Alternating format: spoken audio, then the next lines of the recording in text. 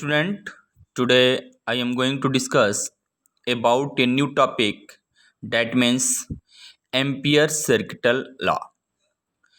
तो Ampere circuital law just analogous form of Gauss's theorem in electrostatics. Gauss's theorem in electrostatics in this form, that means integral E vector dot dA vector is equal to 1 upon epsilon times of q, and this is the equal to phi. तो this is the form of Gauss's theorem in electrostatics. तो electrostatics में जो Gauss theorem का फार्मूले का form है just same as the Ampere circuital law. तो statement में भी आप वहाँ यही कहते थे कि the total flux, electric flux flow any close surface is equal to 1 upon epsilon times of total charge Q enclose by the surface. Similarly हम यहां पर भी स्टेटमेंट ऐसे ही देंगे कि इतने टाइम्स ऑफ, देखिए यहां mu naught times of total current, वहां हम चार्ज बोलते थे 1 अपॉन एप्सिलॉन टाइम्स ऑफ बोलते थे हम, और यहां हमें क्या बोलना है, mu naught times of total current. वहां टोटल चार्ज होता था और यहां पर हमारा हो जाएगा total current passing through this close circuit. तो सेम, चलिए आइए हम स्टेटमेंट लेते हैं। तो according two ampere circuital law, according two ampere circuital law, ये आपका लाइन इंटीग्रल है। ये हमारे पास क्या है, लाइन इंटीग्रल है जो कि क्लोज्ड है। तो क्लोज पाथ के अकॉर्डिंग ये हमारे पास लाइन, ये डीएल जो है हमारे पास, डीएल रिप्रेजेंट कर रहा है ये लाइन इंटीग्रल को, लेकिन क्लोज्ड पाथ के अलोंग कर रहा है। तो हम कहेंगे the line integral of magnetic field, ये मैग्नेटिक फील्ड है आपकी, the line integral of magnetic field along a closed path, the line integral of magnetic field along a closed path is equal to आप यहां देखें is equal to mu naught times of total current passing through this closed circuit. Once again, the line integral of magnetic field along a closed path, ये close को represent कर रहा है, close path is equal to mu naught times of total current passing through this close circuit. तो this is the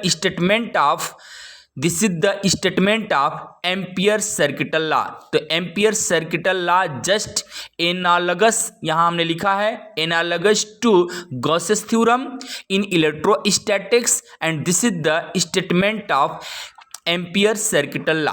अब हम चलते हैं कि एम्पियर सर्किटल लॉ का प्रूफ कैसे करेंगे। तो हम कंसीडर करते हैं, कंसीडर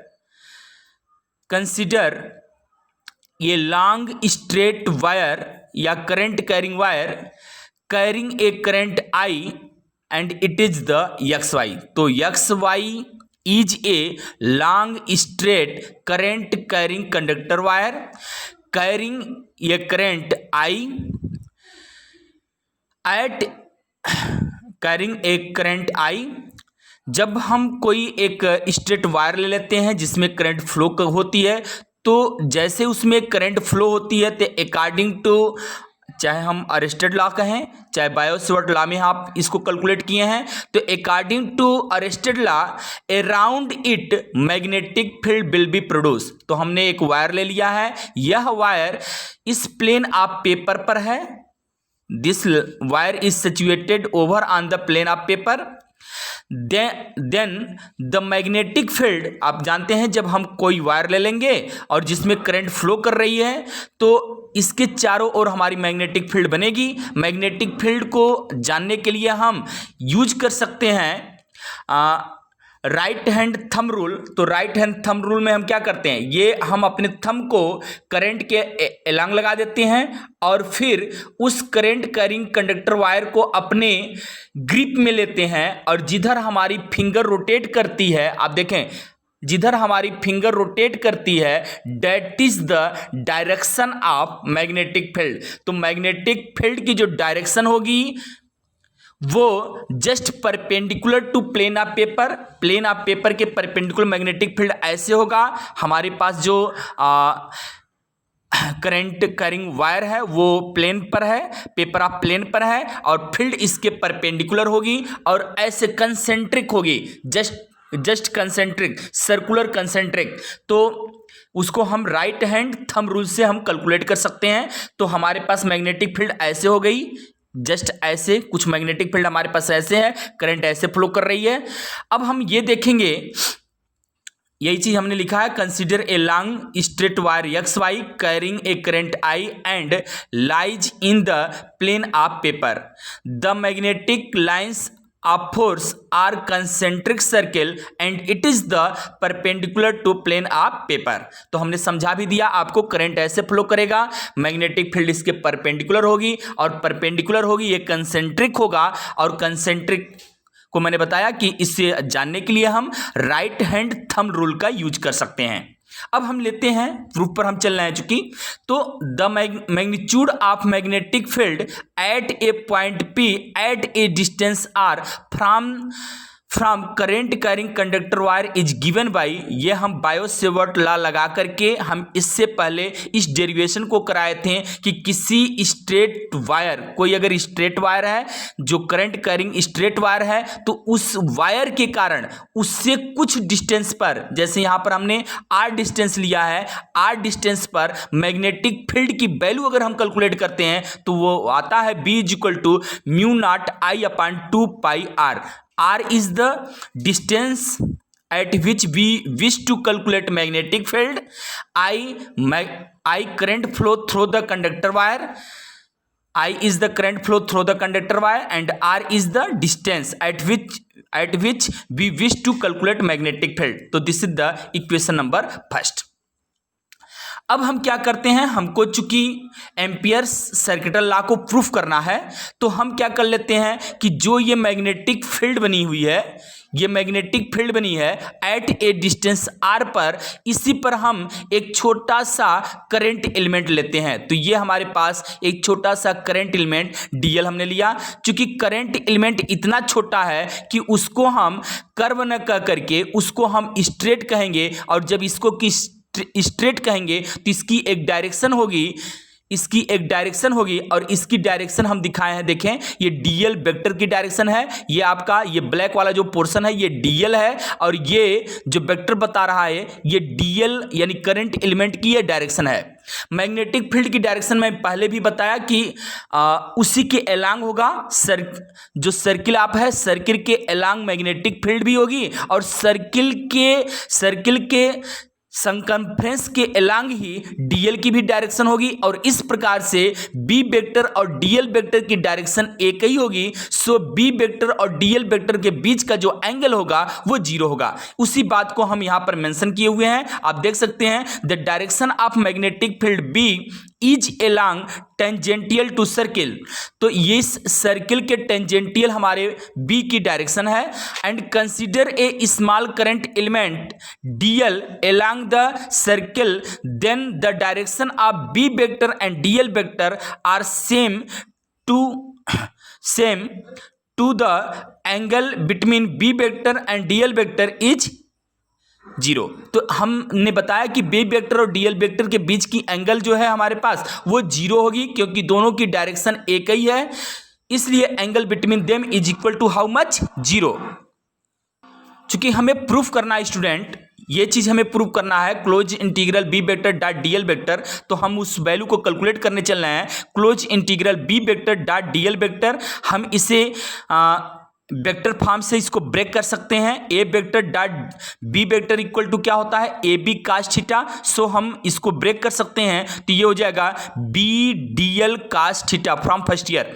तो आप वेक्टर में पढ़े हैं ऑलरेडी, तो हम कह सकते हैं इसको B D L cos theta. तो हम क्लोज इंटीग्रल लगाएं B D L cos theta, और थीटा अभी हमने कहा कि बी वेक्टर और डी एल वेक्टर के बीच का जो एंगल है वो जीरो है। तो so the value of theta is how much, zero, and cos zero की जो वैल्यू होती है वो 1 होती है। तो इस प्रकार से हो जाएगा close integral B D L, और यहां से इसकी वैल्यू कितनी है, वो 1 है, और ये हो जाएगा b। और हमने क्या किया, b को बाहर किया, चूंकि हमारा जो चेंज जो आ रहा है, जो इंटीग्रेशन वर्क करेगा वो dl पर वर्क करेगा, चूंकि चेंज इनसाइड द dl है। सो इंटीग्रेशन किसका होगा, वो dl का होगा। तो b हमारा इंटीग्रेशन साइन से बाहर होगा। ओके स्टूडेंट, अब हमारे पास चूंकि इक्वेशन फर्स्ट से अगर हम कहें तो हमारे पास हो जाएगा b is equal to mu naught I upon 2 pi R. ये इक्वेशन फर्स्ट से हो गया हमारे पास। एंड क्लोज इंटीग्रल डीएल की वैल्यू अगर हम निकालें, चूंकि इंटीग्रल ये डीएल पूरे के लिए, पूरे सर्किल के लिए अगर हम निकालेंगे तो पूरे सर्किल जिसकी रेडियस आर है तो उसका संकम्फ्रेंस हो जाएगा 2 पाई आर।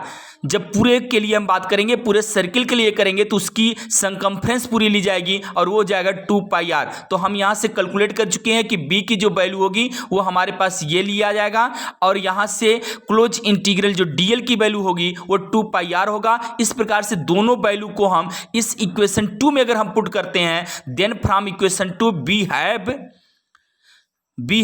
तो ये हो जाएगा क्लोज इंटीग्रल। या आप देखें क्लोज इंटीग्रल बी वेक्टर, यहां से कंपेयर करें B vector dot dl vector is equal to the value of B is how much, mu naught I, यहां से mu naught I upon 2 pi R, and the value of close integral, the value of close integral, इस वैल्यू को हम यहां से आप देखें तो ये चीज हम निकाला है वो 2 पाई आर है। 2 pi R is cancel from 2 pi R, so you last get mu times of I. तो so close integral B vector dot dl vector is equal to how much, mu naught I. This the proofs Ampere's law. तो this is the proof of Ampere's law, and statement is what,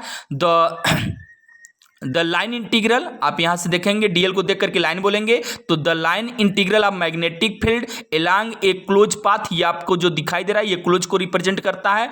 the line integral of magnetic field along a close path is equal to mu naught, जिसको हम mu naught को हम बताते हैं क्या, magnetic, यहां लिखे हैं देखें आप, mu naught is equal to what, magnetic permeability of free space. तो it is the magnetic permeability of free, mu naught यानी magnetic permeability of free space. तो mu naught times of total current enclose by the surface यानी close by the circuit. तो circuit से कितनी current enclose हो रही है उस करंट की म्यू नॉट टाइम्स होता है। तो this is the proof of Ampere's law. अब इसके कुछ एप्लीकेशन है उसको हम 1 by 1 देखते हैं। थैंक